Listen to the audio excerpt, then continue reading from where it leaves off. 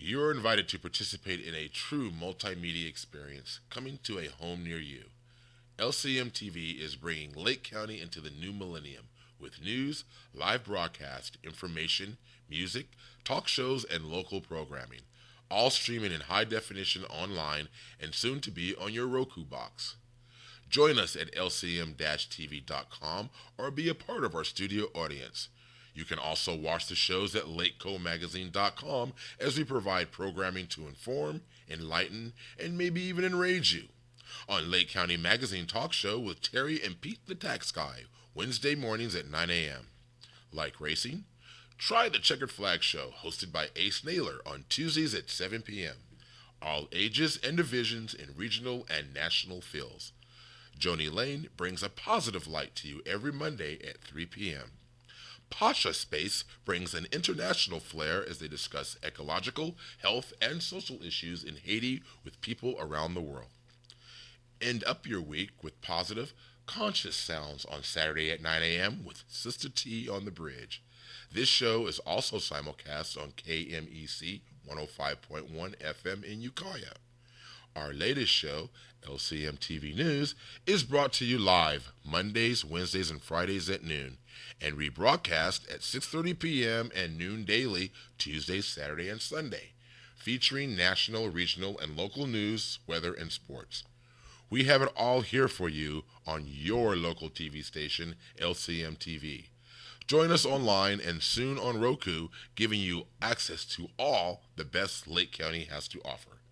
We are lcmtv.com, your multimedia connection. Tune in for the fun. It's live TV at its best.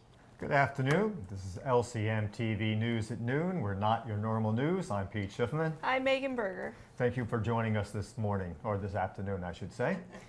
In a story that broke early this morning, Michael Grimm, a former New York congressman and FBI agent who once investigated white-collar crime, was sentenced Friday to 8 months in prison for tax evasion by a judge who said his moral compass needed adjustment. Grimm, 45, pleaded guilty late last year to aiding and filing a false tax return, a charge that stemmed from an investigation into the Staten Island Republicans' campaign financing. U.S. District Judge Pamela Shen said the crime included exploiting immigrant laborers, including some who were paid as little as $4.60 an hour. He knew what he was doing was illegal, wrong, and criminally punishable, she said. Grimm, of all people, he knew better. I want to apologize to the court for even being here, said Grimm, adding that he had cheated on taxes to keep a business afloat. I didn't want to fail, and I made bad decisions that I'll regret for the rest of my life, prompting the judge to criticize his belated remorse. Prosecutors said the tax fraud began in 2007 after Grimm retired from the FBI and began investing in a Manhattan eatery called Healthalicious. An indictment accused him of underreporting more than $1 million in wages and receipts to evade payroll, income, and sales taxes, in part of paying immigrant workers, some of them in the country illegally, in cash. Grimm, who got to Congress by scoring an upset win over first-term Democratic Rep. Michael McMahon in 2010. He won re-election in November while fighting the charges. Defense lawyers called Grimm's offense an aberration and an otherwise remarkable life in selfless service of his country, including a stint in the Marine Corps. They also argued that losing his career in Congress was punishment enough. The government cited a news conference late last year outside the Brooklyn courthouse where Grimm called the case a political witch hunt. It also referred to an episode in which Grimm threatened to throw a local cable TV news reporter off the balcony of the Capitol for asking about the campaign financing inquiry. I love tax evasion cases. A gunman opened fire on a Navy and Marine Reserve Center in Chattanooga, Tennessee on Thursday, leaving 4 Marines dead and wounding several others, including a Marine recruiter and a police officer. The gunman was also killed. The shooting reportedly began about 10:45 a.m. at a recruiting center and ended about 30 minutes later at a reserve center. Armed with numerous weapons, the gunman fired a barrage into the reserve center. The window of the site was riddled with bullet holes. U.S. Attorney Bill Killian said the Federal Bureau of Investigation would take the lead on the case, which he initially called an act of domestic terrorism, before backing away, saying that the investigation would determine how the crime should be labeled. The gunman has been identified as Mohammed Yusuf Abdulaziz, who was born in Kuwait. Officials believe that the gunman was probably from this area, or at least was residing in the area prior to the event. Abdulaziz had not been under investigation by the FBI, but that analysts and agents were combing files for any possible evidence that he had ties to a foreign terrorist group. All of the deaths occurred at the second shooting scene. It was in effect a one-stop, high-volume shopping venue for some of the world's most prolific cyber criminals. Called Darkcode, this underground, password-protected online forum was a meeting place for those interested in buying, selling, and trading malware, botnets, stolen personally identifiable information, credit card information, hacked server credentials, and other pieces of data and software that facilitated complex cybercrimes all over the globe. Unbeknownst to the operators of this invitation-only English-speaking criminal forum, though, the FBI has infiltrated this communication platform at the highest levels and began collecting evidence and intelligence on Darkcode members. Wednesday, the Department of Justice and the FBI, with the assistance of agencies in 19 countries, announced the results of Operation Shrouded Horizon, a multi-agency investigation into the Darkcode forum. There were charges, arrests, and searches involving 70 Darkcode members and associates around the world. U.S. indictments against 12 individuals associated with the forum, including its administrator, the serving of several search warrants in the U.S., and the Bureau's seizure of Darkcode's domain servers. During the investigation, the Bureau focused primarily on the Darkcode's members responsible for developing, distributing, facilitating, and supporting the most egregious and complex cybercriminal schemes targeting victims in financial systems around the world, including the U.S., the Darkcode Forum, which had between about 250 to 300 members, operated very carefully. Not just anyone could join. Ever fearful of compromise by law enforcement, Darkcode administrators made sure prospective members were heavily vetted. Similar to practices used by the mafia, a potential candidate for the forum membership had to be sponsored by an existing member and sent a formal invitation to join. In response, the candidate had to post an online introduction, basically a resume, highlighting the individual's past criminal activity, particular cyber skills, and potential contributions to the forum. The forum's active members decided whether to approve the applications. Once in the forum, members, in addition to buying and selling criminal cyber products and services, used it to exchange ideas, knowledge, and advice on any number of cyber-related fraud schemes and other illegal activities. It was almost like a think tank for cyber criminals. What's the significance of this case, believed to be the largest ever coordinated law enforcement directed at an online cyber criminal forum? In addition to shutting down a major rescue for cyber criminals, major resource for cyber criminals, law enforcement infiltrated a closed criminal forum, no easy task, to obtain the intelligence and evidence needed to identify and prosecute these criminals.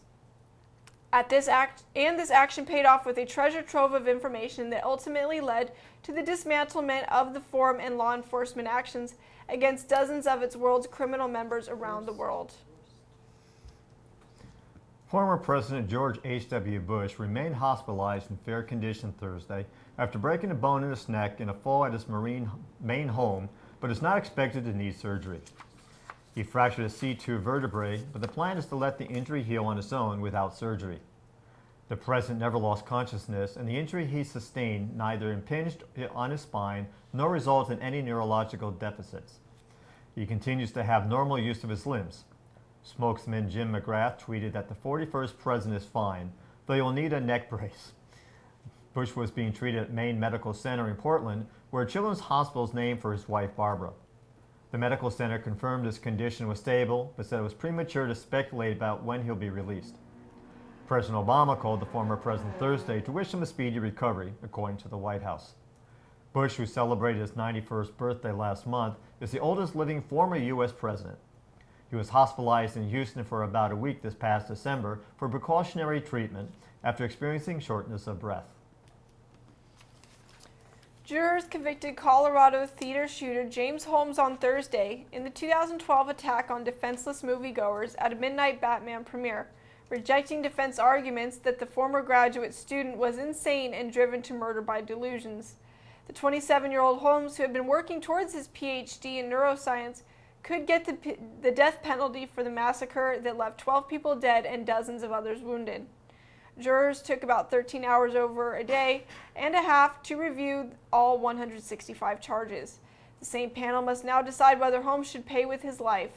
The verdict came almost 3 years after Holmes, dressed head to toe in body armor, slipped through the emergency exit of the darkened theater in suburban Denver and replaced the Hollywood violence of the movie The Dark Knight Rises with real human carnage. Prosecutors argued that Holmes knew exactly what he was doing when he methodically gunned down strangers in the stadium-style theater, taking aim at those who fled. They painted him as a calculated killer who sought to assuage his failures in school and romance with a mass murder he believed would increase his personal worth. The prosecution called more than 200 witnesses over 2 months, more than 70 of them survivors, including some who were missing limbs and using wheelchairs.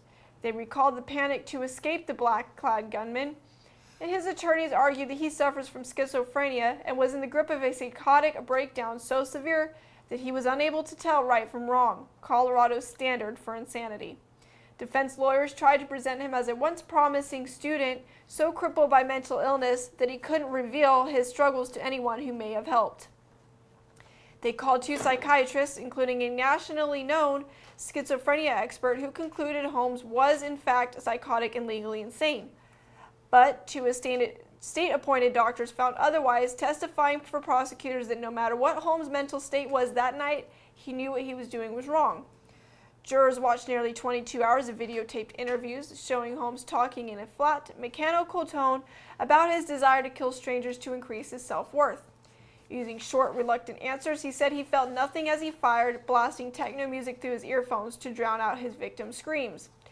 Jurors saw an investigator's video of the shooting's aftermath. It showed bodies wedged between rows of seats and sprawled across aisles amid spent ammunition, spilled popcorn, and blood. During the sentencing phase, Holmes' attorneys will present so-called mitigating factors that they hope will save his life.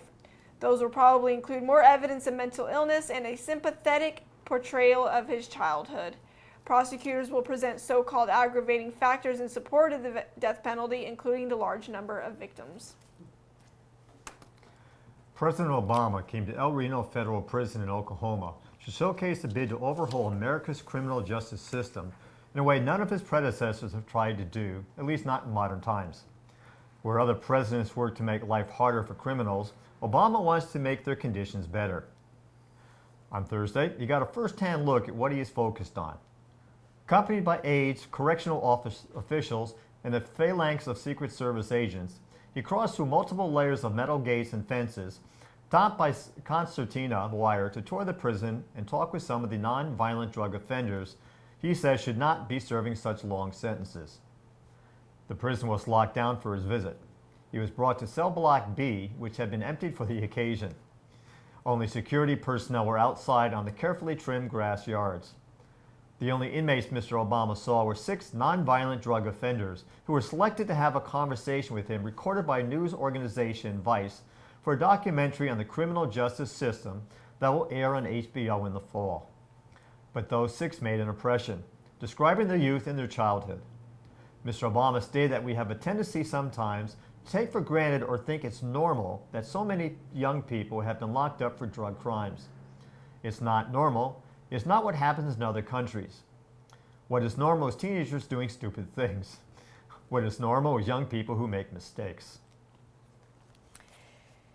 In what is likely to be among the last chances to bring justice for the Holocaust, a German court convicted a 94-year-old former SS soldier of colluding in mass murder and delivering an unstinting depiction both of the horrors of Auschwitz and the depths of German guilt. The former soldier, Oskar Groening, was sentenced on Wednesday to 4 years in jail for complicity in the murder of 300,000 Hungarian Jews who were brought to the Nazis' grimest death camp in the summer of 1944. In a sweeping 75-minute speech, Judge Franz Kompisch presented what amounted to a reckoning with decades of German justice and the failure to prosecute thousands of perpetrators.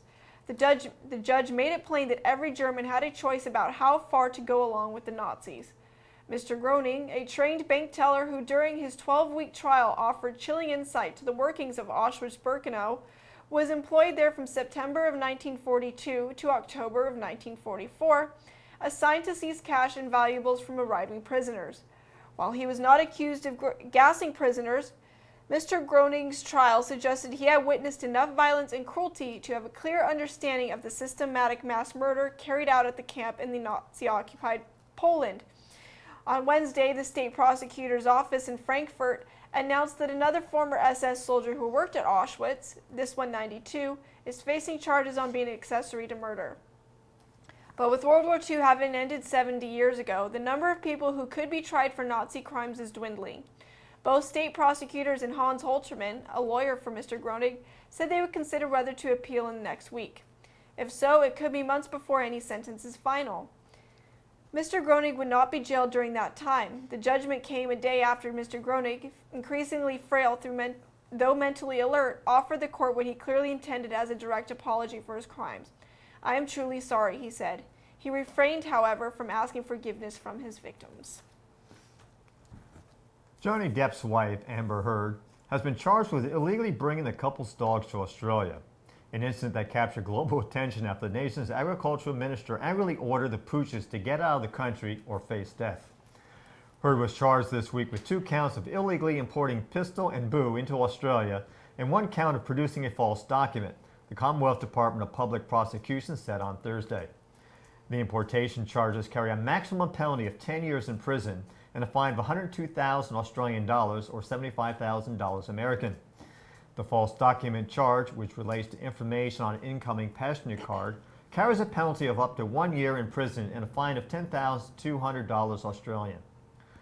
The doggy debacle began in May after Agricultural Minister Barnaby Joyce accused Depp, 52, of smuggling the couple's Yorkshire Terriers aboard his private jet when he returned to Australia to resume filming of the 5th movie in the Pirates of the Caribbean series. Australia has strict quarantine regulations to prevent diseases such as rabies from spreading to its shores.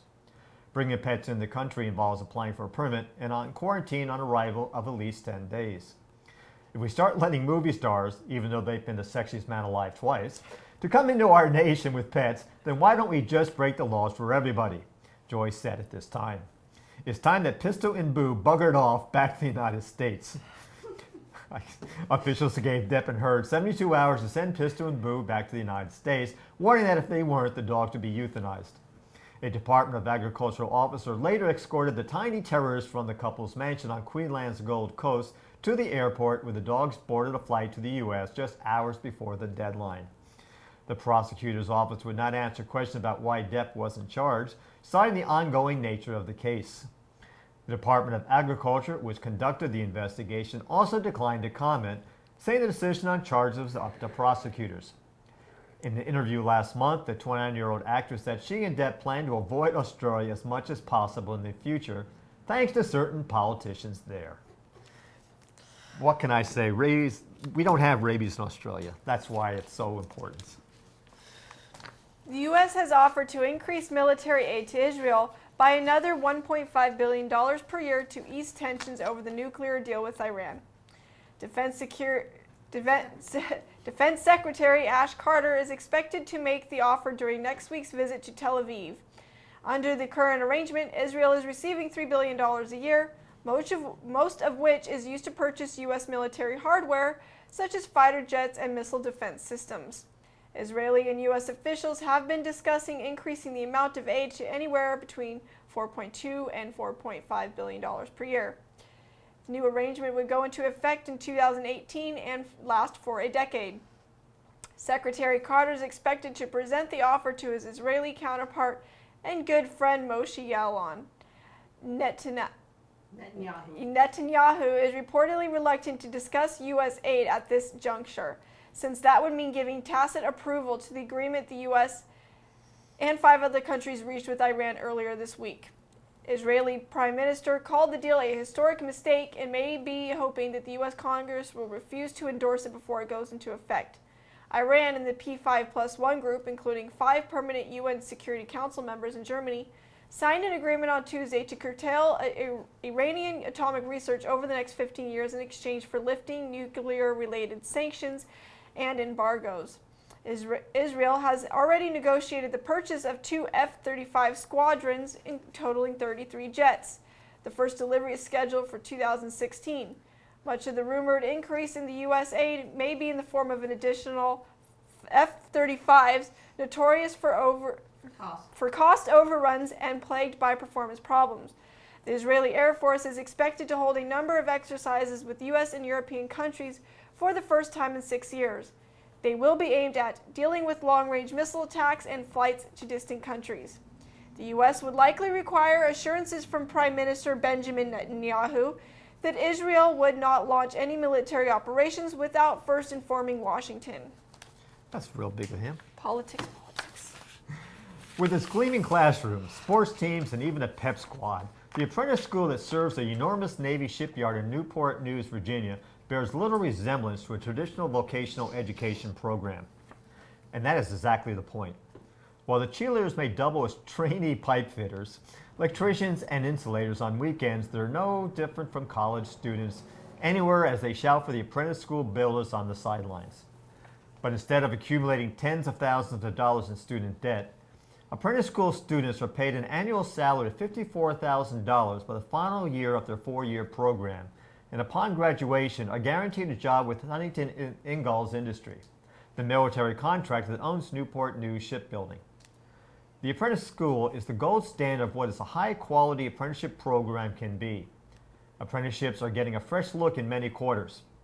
The idea has recently captured the attention of several presidential candidates from both parties, with employer-oriented apprentice programs increasingly seen as a way to appeal to anxious Americans looking for an alternative route to a secure middle-income job.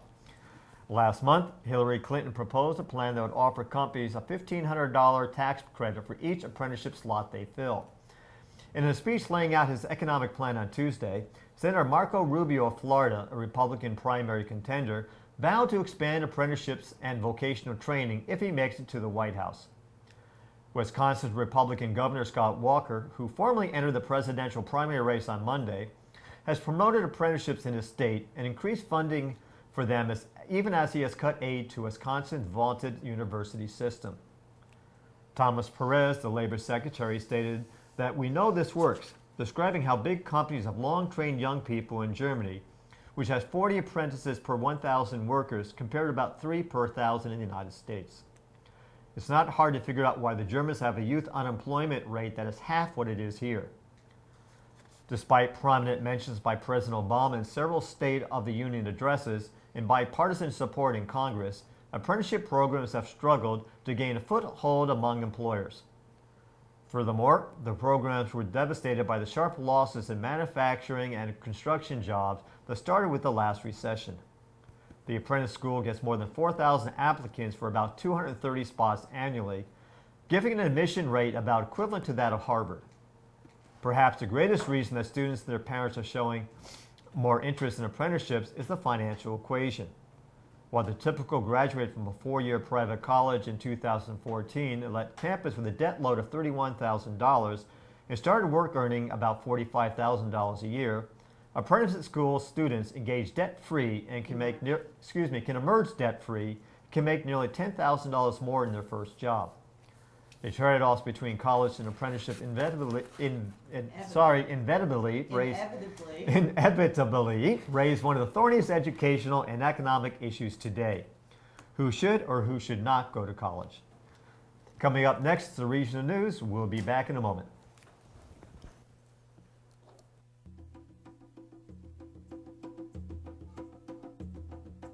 SSS Multimedia is sending you smoke signals, providing their clients with the ultimate communication and multimedia marketing, distribution, production, and web-based services. They feature high-def video equipment and quality audio sound. SSS is your multimedia source, from graphics for business cards to television production, radio, live sound, and everything in between.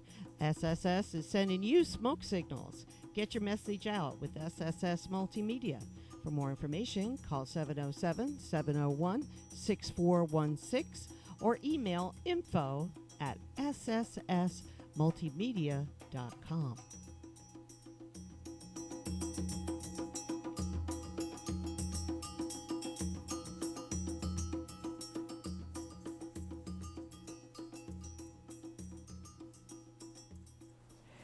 And we're back with your regional news.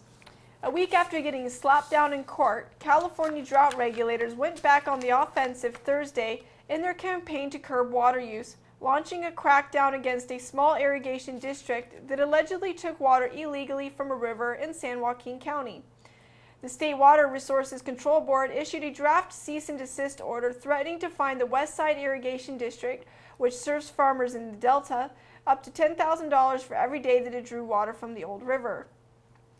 Officials said it's the first time this year that the board has initiated any drought-related disciplinary steps. In a separate case, Westside was one of the 4 irrigation districts that won a closely watched court victory last week against the Water Board.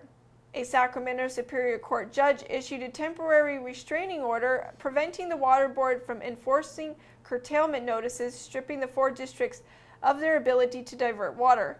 The judge said the state violated procedure by not giving the districts a chance to defend their water rights. While the ruling was hailed by other water districts fighting the state board in court, state officials said it didn't prevent them from taking action against Westside. Judge Shelley-Ann Chang's ruling made clear the board still had the power to police illegal water diversions. It's a coincidence that the state is going after one of the districts involved in the court case and insisted Westside isn't being singled out. This won't be the only enforcement. There may be many more coming. Anyone accused of using water illegally can get a hearing before the board. Regardless of what happens to Westside, the action could ratchet up the pressure on farmers and others to comply with the state board's curtailment notices. As the drought drags on, the board has issued curtailment notices to 4,600 irrigation districts and other users, warning them they don't have water available to divert from California's rivers despite their rights. The judge's ruling last week focused largely on the wording of the curtailment notices. On Wednesday, the board issued revised notices to thousands of irrigation districts and other users in an effort to satisfy the judge's objections. The new letters make it clear that the notices are, quote, informational and aren't legal orders. The state officials said inspectors discovered Westside employees were pumping water on May 18th out of the old river, despite a curtailment notice issued by the board almost 3 weeks earlier, telling Westside it could not pull water from the river. Harum said the water was pumped out of the river as part of a long-standing recycling program. California's cannabis legalization effort will accelerate in the next 2 weeks as one of the most high-profile groups is ready to release language aimed at the November 2016 ballot, proposing that California's system closely resemble the one currently in place in Colorado. Reform CA, whose team includes Joe Trippi, a former top advisor to Governor Jerry Brown, and Vermont Governor Howard Dean, and former Bill Clinton and AFL-CIO pollster Celinda Lake, is finalizing ballot language. The group, which has raised $500,000 to fund 15 meetings across California to solicit input on what to put in the language, will file its proposal with the Secretary of State after it sees the final report of Lieutenant Governor Gavin Newsom's Blue Ribbon Commission on Marijuana Policy. Newsom's commission, which has spent months soliciting input from experts and citizens from around California about a legal weed system should look like, is expected to release its final report before August 1st. Supporters of 4 other legalization ballot measures are already currently gathering signatures for the 2016 ballot measure, and a few others are believed to be waiting in the wings. But Reform CA Chairwoman Dale Sky Jones said that while there are good ideas in each of them, we're the only ones with the management and the tenacity to win. Ultimately, insiders predict many of the other efforts will coalesce behind one campaign. While organizers with Reform CA do not release a specific ballot language Thursday, advisor Dale Geringer, the state coordinator of California NORML, outlined some of the elements that would be in the measure that would tax and regulate marijuana for adult recreational use. We are adopting the general model of Colorado, Geringer said. It would include a medical marijuana distribution model, unlike Washington State, which terminated its medical model after voters there legalized recreational use in 2012. Reform CA's ballot measure would also have a plan for how to include small family farmers who have been growing cannabis for generations, a nod to fears that large tobacco and pharmaceutical companies would run small growers out of business should legalization be approved. Geringer said there would be a provision allowing people who have previous convictions to be allowed to participate in the new industry. Reform CA leaders touted the 70,000 Californians they have gathered on their mailing list, saying they expected them to ultimately produce $4 million for his campaign. But they've yet to identify a major donor who would fund a statewide run that's expected to cost $10 to $15 million. Billionaire venture capitalist Sean Parker has said he expects to contribute to a 2016 legalization measure, but is not committed to one yet. Trippi, who was a pioneer in using online campaigning to raise money and support when he led Dean's 2004 presidential campaign, compared Reform CA to presidential candidate Bernie Sanders, who was able to raise $15 million this year despite having a few big donors, and that's with a list of 250,000 people, according to Trippi. National Reform CA has 130,000 people on its supporters list.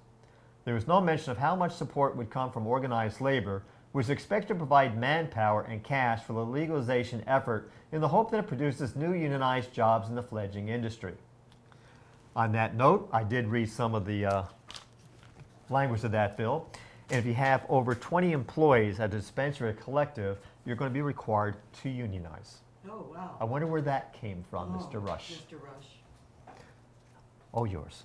Okay. Any community college student planning a transfer to the University of California knows the problem.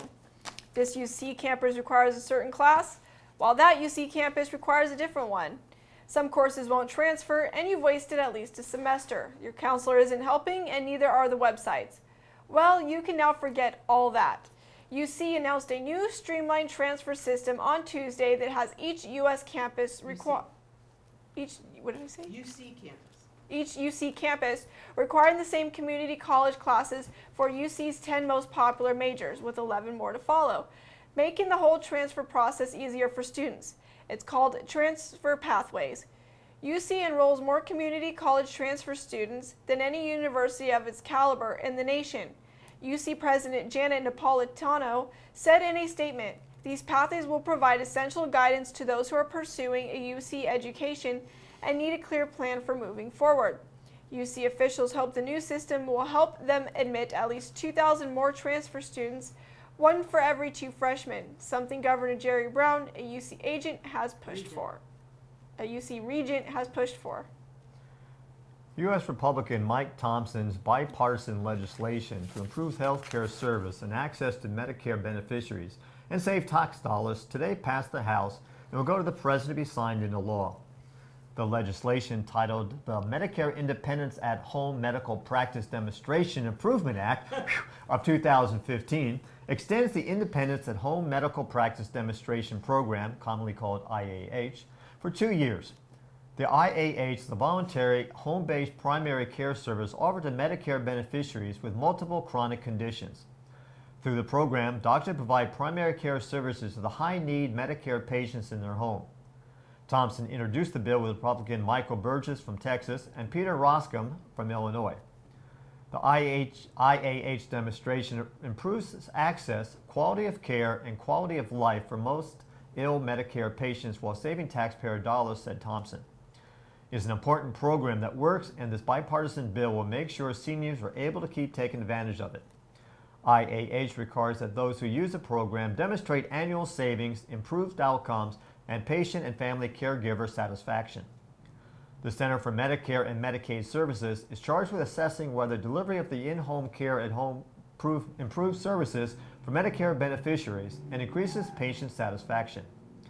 Since its implementation 3 years ago, IAH has proven to help patients avoid unnecessary hospitalizations, ER visits, and nursing home use. Last month, CMS announced that the program saved more than $25 million, an average of $3,070 per beneficiary, in its first performance year.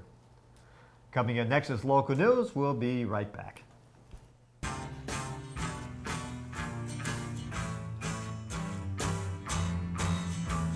The taxman's taken all my dough and left me in my stately home, blazing on a sunny afternoon. And I can't sail my yacht, he's taken everything I got. All I've got's this sunny afternoon. Manticorp Tax and Accounting can help you minimize taxation, establish a corporate presence, and save you money.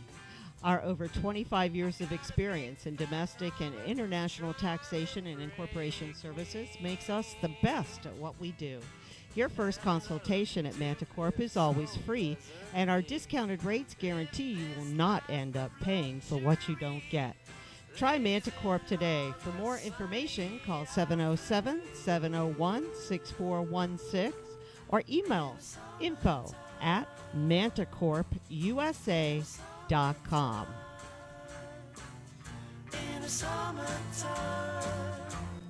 And we're back with your local news. 22-year-old Dimitri John was arrested Wednesday afternoon after he allegedly assaulted a woman and possibly a child after a domestic violence incident, then fled. A call came across the scanner at about 1:30 in the afternoon from 21st Street and Phillips Avenue in Clear Lake that a woman had allegedly been punched in her face by Dimitri John, who then fled the scene in a 1985 Monte Carlo. Dispatch, upon searching both of their names in the system, found that they have had custody disputes in the past. A Clear Lake officer arrived on scene and, based on what he saw, immediately stated over the scanner that multiple felonies were found to have occurred at the scene. At the same time, another officer stated that he had just passed a 1985 Monte Carlo by the Walmart area. A bolo went out immediately for the white Monte Carlo, and he was quickly pulled over by Officer Myers of the Clear Lake Police Department at Highway 29 and Highway 175, who had caught up to him and waited for backup before approaching the vehicle. John is flagged in the system as being violent, and he was taken into custody without incident. John was booked into the Lake County Jail on charges of child cruelty with possible injury, threatening with the intent to terrorize, corporal injury on a spouse or ex-spouse, and first-degree burglary. The woman who was assaulted was transported to St. Helena Clear Lake with neck injuries. He passed me on the freaking highway going about 70 on the Within 10 52. minutes, he was from Walmart to Highway 175. He was going fast. Really badly, yeah. You managed to go around that one turn. That's Yeah. amazing. Yeah. All right. Okay. Okay, at the July 15th local agency, Lake. sorry about that, folks. Lake Local Agency Formation Commission, commonly known as LAFCO, the commission elected the chair and vice chair positions for the 2015-2016 fiscal year. Also, public hearings was held on proposed updates to the spheres of influence for the Lake County Fire Protection Districts, the consolidation of West Lake and East Lake Conservation Districts, and the dissolution of the Toole Lake Reclamation District. The sole nominee for the chair position was Commissioner Stacy Matina, who also serves as the previous chair. The sole nominee for vice chair was Commissioner LC Supervisor Jim Comstock, who also served as the previous vice chair. Both were re-elected unanimously by the commission. The updates to the fire district spheres of influence mainly affected the North Shore Lakeport Fire Department. The commission also voted unanimously to dissolve the reclamation district due to a lack of need from the landowners in the area. According to Benoit, since the district was originally established, all the landowners have signed wetland preservation agreements, making the district redundant and unnecessary. The remaining balance of the reclamation district funds, an amount figured to be less than $400, will be returned to the county for redistribution. After a short period of public hearing, the consolidation of the East Lake and West Lake Conservation Districts was continued to the next meeting on September 16th. That meeting was originally scheduled to be held in Clear Lake, but due to action taken by the commission on another agenda item, the meeting will now be held in Lakeport. A letter received yesterday from Peggy Barthel of the Lake County Bartel of the Lake County Community Development Department states the following with regard to Wild Diamond Vineyard's proposal to build Moon Tier Cellars Winery. Our director, Rick Coel, has spoken to the applicant's attorney, who indicated that the applicant will be submitting a withdrawal of the winery minor use permit application due to the proposed permit requirements. This is good news for those who feel that the planning process has been proceeding piecemeal and inadequately addressing community concerns. The issues involve depletion of local water resources, contamination of those resources by winery water, wastewater discharge, sediment, and agriculture chemicals, diminished air quality, habitat loss, noise, and increased traffic on Spruce Grove Road.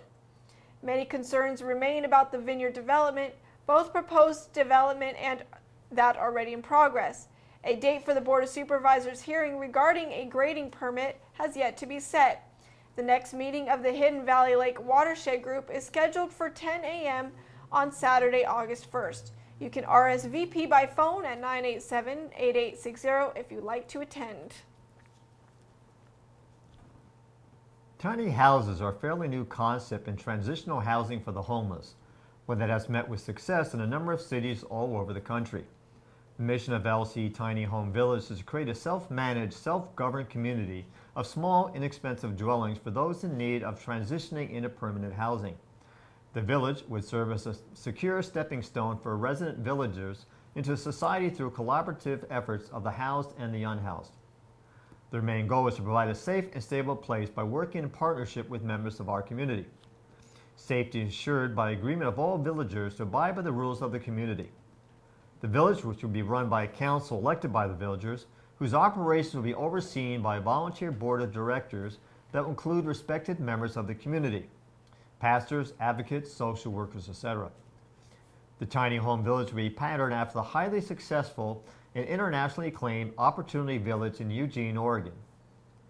The dwellings will be made with low-cost, low-impact, sustainable construction ranging in size from approximately 60 to 100 square feet, and would not have plumbing or electrical hookups. Cost of the tiny homes range from an inexpensive Conestoga units at Calistoga units at $400 and the bungalow units at $1,000. Standalone, shared common areas would also be constructed for food preparation and storage, cooking, laundry, showers, and bathrooms, as well as an area for community gathering and activities. This would greatly reduce the village's ecological impact and simultaneously improve energy utility efficiency. Each villager would be required to contribute community service hours, both inside of the village and out in the community. This would involve maintenance of the grounds and common area inside the village, plus providing security at the entrance on a 24/7 basis. Outside service would consist of whatever is in need of the community at that time. Villagers would also have to sign an agreement with these basic rules forming its foundation. 1. No violence to yourself or others. 2. No theft. 3. No alcohol, illegal drugs, or drug paraphernalia. 4. No persistent disruptive behavior. 5. Everyone must contribute to the operation and maintenance of the village. They plan to provide Christ-centered therapy, counseling, and transition programs. Last week, the Mendocino County Board of Supervisors approved the placement of a memorial at the Mendocino County Museum in Willits to honor the 21 Mendocino County men who gave their lives in the Vietnam War. They also issued a proclamation recognizing the 50th anniversary of the Vietnam War and honoring those who perished in the conflict. The new granite memorial has been ordered and is expected to be ready for unveiling in time for Veterans Day, according to Dennis Miner. The design and precise placement is still being finalized, but it is on schedule to complete in time for unveiling on Veterans Day. A display opened on July 4th at the Mendocino County Museum providing details about the men who died, including memorabilia and photos. The display is expected to remain at the museum through the end of 2015. Miner's journey, which led to the new memorial, began with a letter to the Vietnam Wall of the fallen in April, sparked by the 50th anniversary of the war's beginning. In his letter, he described his last conversation with his neighbor Kenneth Allen Butler Jr. before Butler deployed to Vietnam. Butler died in 1968 at the age of 20. There will be a special broadcast Saturday at 1 p.m. featuring Robert Reich videos and discussion on how to improve our economy on a local level. MoveOn.org worked with former Labor Secretary Robert Reich to produce a 12-video series called The Big Picture, Ideas to Save the Economy. The initial goal for this series was to launch some of the biggest, most common sense, game-changing ideas to save our economy through people, powered media by bypassing a corporate chokehold on progressive ideas. MoveOn has said all along that they also wanted to allow these big ideas to become the foundation for MoveOn's next big campaign focused on the economy. Now that they've released all 12 big picture videos, they're focusing on how else to organize around these big ideas to spread the word and build a movement as we'll need to win real changes. The national teach-ins on July 18th and 19th are the next steps in spreading these big ideas. Join SSS Multimedia as they present 4 of these videos designed to save the economy. There will be a discussion afterwards. Refreshments will be served. This is a free event at our studio in Lower Lake at 9800 Highway 53, Suite F.S. and Frank. Join us and become a part of the solution. For information, call 707-701-6029. We'll be back in a moment.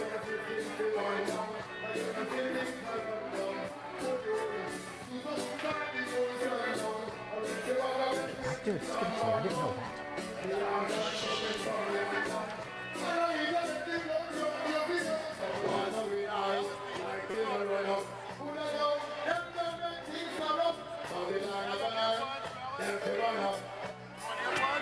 Right now my pocket kinda hollow. Man not too sure about tomorrow. But we still a want to lead, we not go follow. Cause we don't plan to murder, we don't plan tomorrow.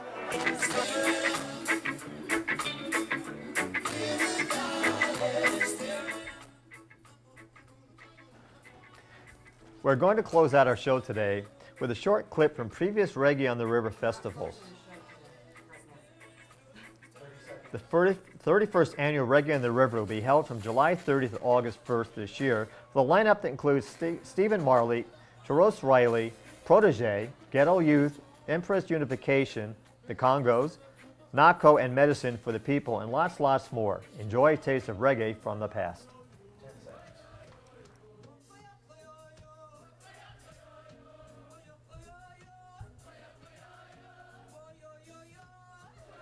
The weather for the next few days. Our hottest point of the day will reach 95 degrees with winds coming from the south-southwest at 13 miles per hour.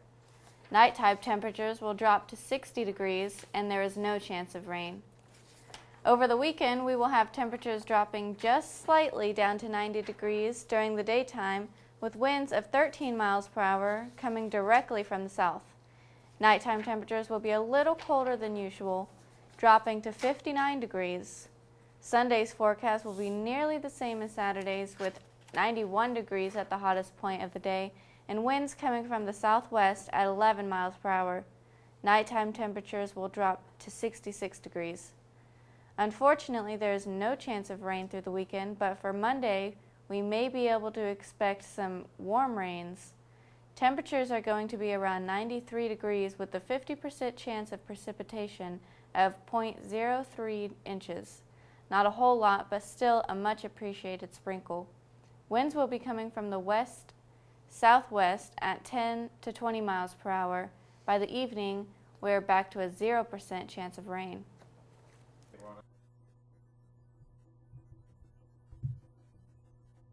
SSS Multimedia is sending you smoke signals, providing their clients with the ultimate communication and multimedia marketing, distribution, production, and web-based services. They feature high-def video equipment and quality audio sound. SSS is your multimedia source, from graphics for business cards to television production, radio, live sound, and everything in between. SSS is sending you smoke signals. Get your message out with SSS Multimedia. For more information, call 707-701-6416 or email info@sssmultimedia.com. I never breathe. Well, especially when I don't know what the hell I'm doing. Yeah, there's not much going on. And back with sports. Last chance sign-ups for the North Shore Warriors youth football teams take place this Wednesday from 5 p.m. to 6:30 p.m. at the Century Market in Nice. Bring a certified copy of the birth certificate and a signed-off physical form to the sign-ups. Practice begins July 27th. Call Gary Smith at 274-8809 for more information. Major League Baseball completed its annual All-Star break yesterday, with resuming action today. San Francisco Giants start a 3-game series against the Arizona Diamondbacks being played in Phoenix. Matt Cain takes the mound for the Giants and will be opposed by Robbie Ray of the Diamondbacks. The two teams will face each other both on Saturday and Sunday. Giants will be starting the series in second place in the Western Division, 4.5 games behind the Los Angeles Dodgers. The Oakland A's start a 3-game series against the Minnesota Twins at home, starting this evening. Sonny Gray will start for the A's this evening after winning the final game prior to the All-Star break. Irvin Santana will start for the Twins. Oakland is starting the second half of the season 8.5 games behind the Los Angeles Angels. The Warriors signed guard Leonardo Barbosa to his 1-year, $2.5 million contract on Monday, the team announced. Barbosa averaged 7.1 points and 1.5 assists in 66 games last season. And in our final word. Scientists have discovered a winged dinosaur, an ancestor of the velociraptor, that they say was on the cusp of becoming a bird. The 6-foot 6-inch creature was almost perfectly preserved in limestone thanks to a volcanic eruption that buried it in northeast China. And the 125-million-year-old fossil suggests many other dinosaurs, including velociraptors, would have looked like big, fluffy killer birds. But it is unlikely that it could fly. The dinosaur has been named Zhen Yulong, meaning Zhen Yuan's dragon, in honor of the man who procured the fossil for the museum in Zhengzhou, allowing it to be studied. Lead researcher Dr. Steve Broussat said it was the single most beautiful fossil I have had the privilege to work on. It has short arms and it is covered in feathers with proper wings and layers of quill pen feathers. He said, so even though this is a dinosaur, even though it is a close relative of the velociraptor, it looks exactly like a turkey or a vulture. The find was part of an increasingly complex picture of emerging evidence that certainly a lot of dinosaurs, and possibly even all of them, had feathers or at least downy hair. Dr. Broussat said it will blow some people's minds to realize that those dinosaurs in the movies could have been even weirder, and I think even scarier. So maybe wings did not evolve for flight. Perhaps they evolved as a display of structure or to protect eggs in the nest. Or maybe this animal was starting to move around in the trees and was able to glide. Dr. Broussat said that China is the epicenter of paleontology right now. There are museum storerooms full of new dinosaur fossils that have never been studied before. He also added that this is the most exciting time maybe in the history of paleontology. There's lots of maybes in there. A lot of maybes. That's science for you. Thank you for joining us on LCM TV News. Obviously, we're not your normal news. The next live show today will be Pasha Space at 3 p.m. Join Sister T tomorrow at 9 a.m. for The Bridge, conscious music to start your day. And there'll be a special broadcast Saturday at 1 p.m. featuring Robert Reich videos and discussion on how to improve our economy on a local level. This is a free event at our studios in Lower Lake, so join us, please. Thank you for joining us again today, and have a good rest of the week. You're Peter Schiffman. Yes, I am Peter Schiffman. I am Megan Berger. See ya.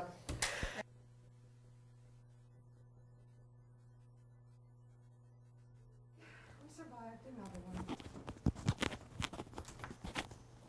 Gotta be prepared for changes, my love. Why didn't you tell me in advance? Because I didn't realize until I realized. I was going to say, but I didn't know what ROTR meant. Ready on the river, yeah. I didn't We know have to have a break before the weather and after it. So that's when I realized that's when we need to run that video. Well, I saw it on my script, but Not to the end. Another good little word for Monday. So this guy